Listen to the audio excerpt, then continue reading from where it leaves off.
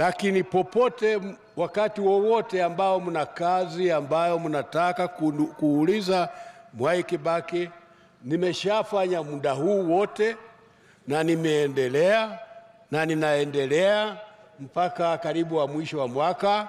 Alafu basi si mtafanya kazi nyingine nyinyi? Kwani mtakuwa mkifanya nini? Si muondolee kutoka hapo. Alafu mtakuwa mnasema masemo tu ovyo. Hapana. Kazi haiwezi kufanywa isipokuwa wenyewe. Na kazi hii wenyewe ni nyinyi. Na nyinyi ni kwamba kama mna mtu ambaye ana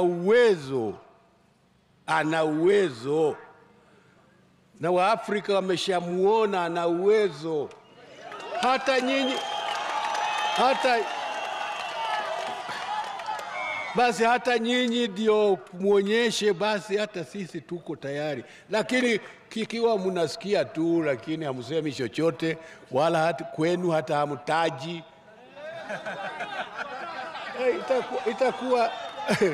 itakuwa kazi bure.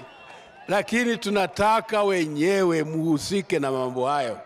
Msiwache tu, kwa sababu mtakuwa huko na mtakuwa sawa sawa. I want to thank you for the kind remarks you made about some of us, Your Excellency, na kuambia wananchi wa Kenya tusiwe na